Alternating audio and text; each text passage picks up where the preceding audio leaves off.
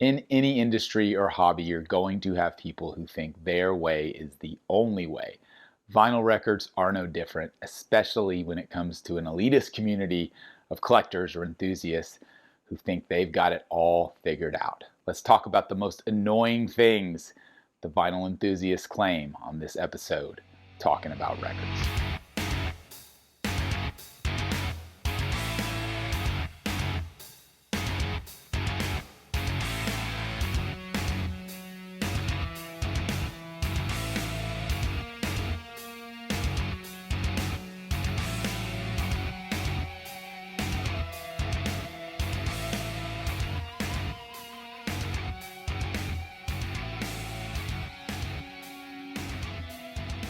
My name is G.I. Sanders from NTX Vinyl, a small chain of independent record shops in the Dallas-Fort Worth area. If you're not local but you are in the U.S., you can shop online on our website at ntxvinyl.com, and would love it if you subscribe to our channel here on YouTube and follow us across social media on Facebook, Instagram, and TikTok.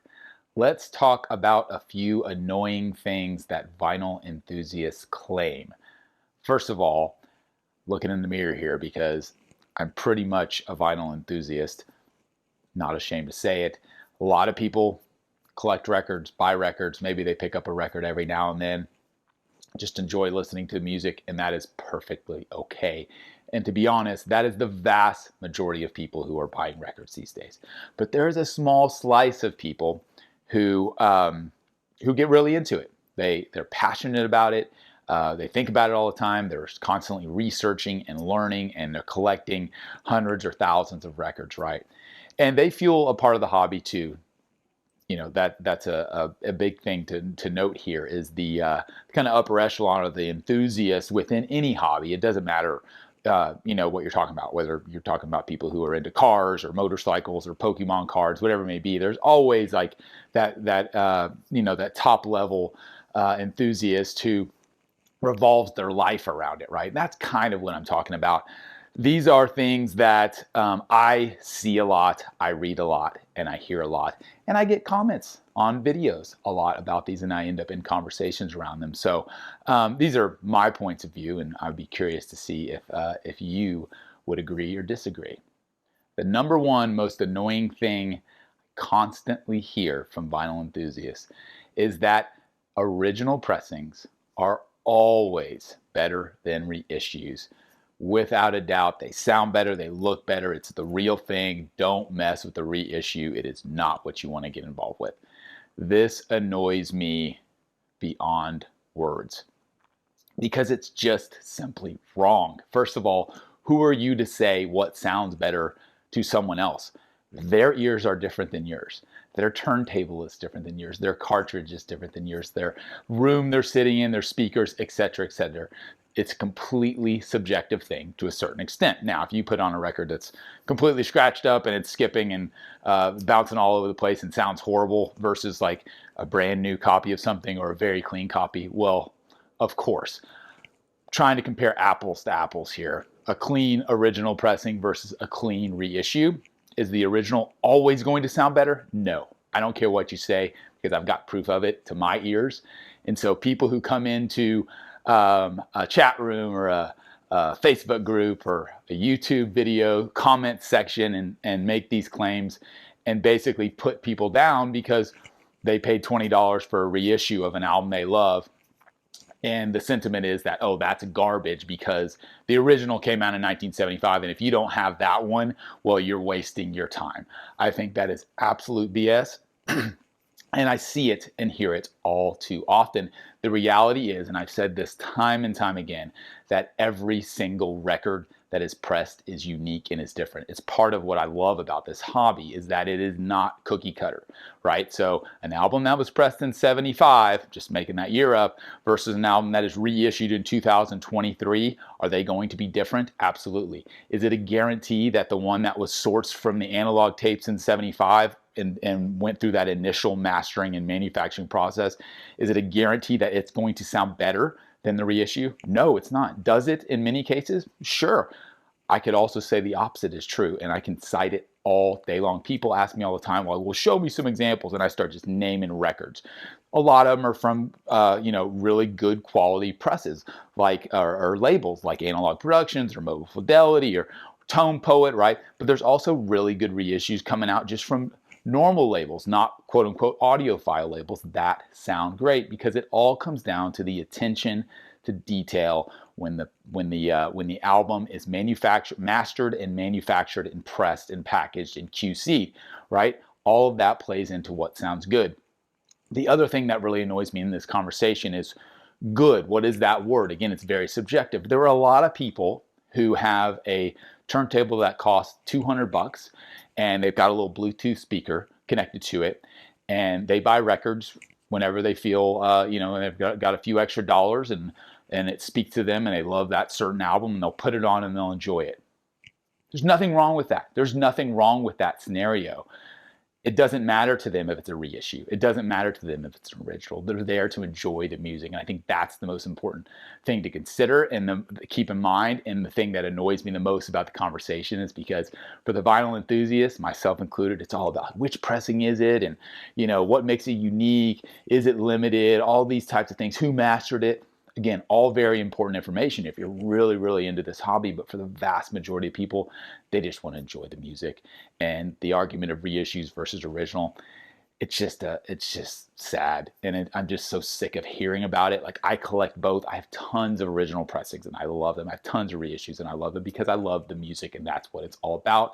And that, I think, is what it should be about. For most people, not the argument of where it was mastered and who cut it and who pressed it and how many were made and all this stuff. Like, I think it just begins to get too much, and it puts a bad taste in people's mouth in regards to this hobby. Just like it does in a lot of hobbies when you get into that upper echelon of the people who are really nuts for it.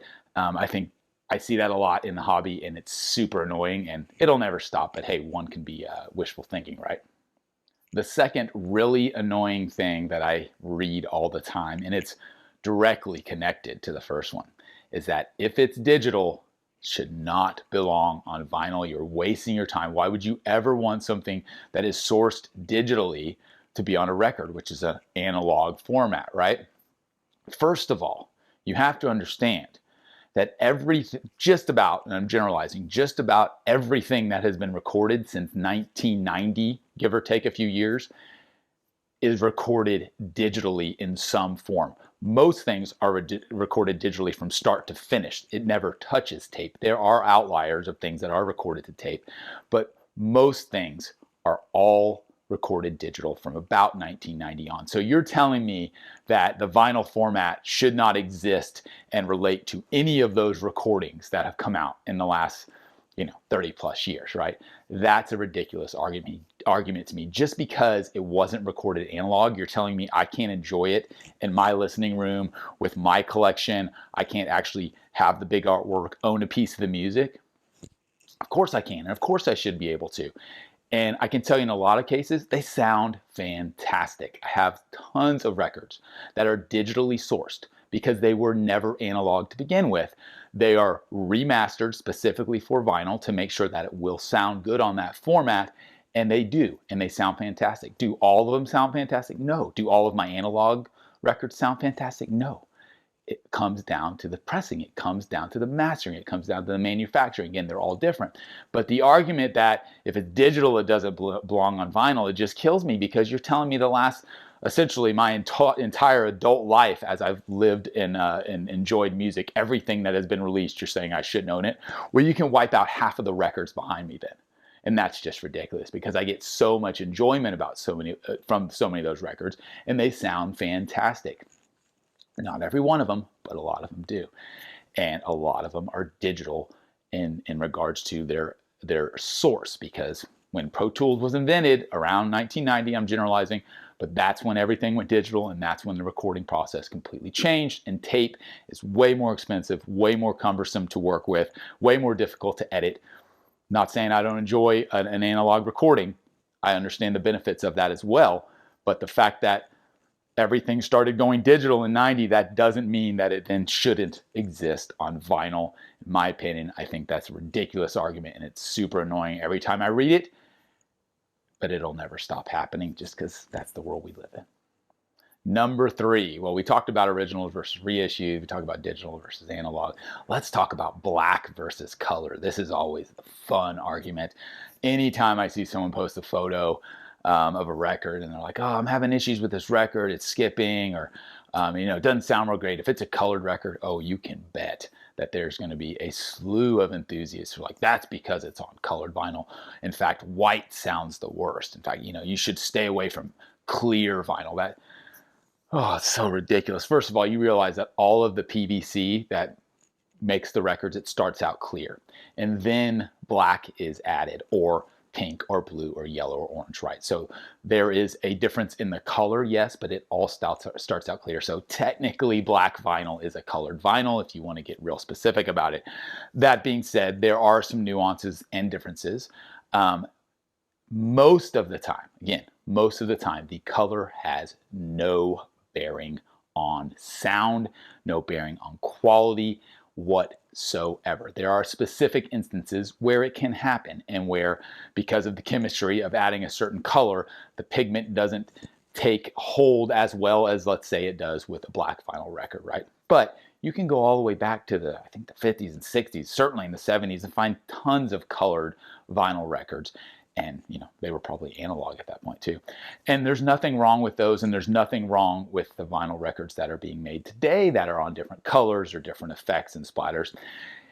I'll say it again, it comes down to the specific record. It comes down to how it's mastered, how it's cut, how it's manufactured, how it's quality controlled, and how it's actually packaged and delivered to you.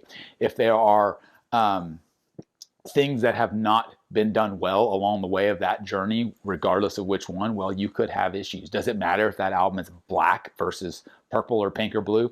No, it has no bearing at all. So the sentiment that all colored records sound worse than black vinyl records is absolutely false. And it's really tiresome to hear, because I'm going at this a few years now. I'm sure people have been at it way longer than me, or super annoyed, but been doing this about 5 years, and you still see the same annoying comments, the same annoying sentiment over and over. If you just like black vinyl more, that's fine. I have no issues with that. But the statement that all colored records sound worse than black records, it's false, it's untrue, and it's annoying to hear over and over. So there you go. 3 annoying things I'm sick of dealing with. How about you? Surely, if you're looking at this video, maybe you're an enthusiast, maybe you're a collector, maybe you just love to listen to music on vinyl, whichever it may be. I would love to hear what you are annoyed with when you go through YouTube comments or Facebook groups or whatever it may be, wherever you interact with people who also collect, or maybe it's just at your local record store. So let me know what you think. I'd love to hear what you're annoyed about. Certainly there's something eating at you. My name is G.I. Sanders. This has been Talking About Records, and we'll see you again next time.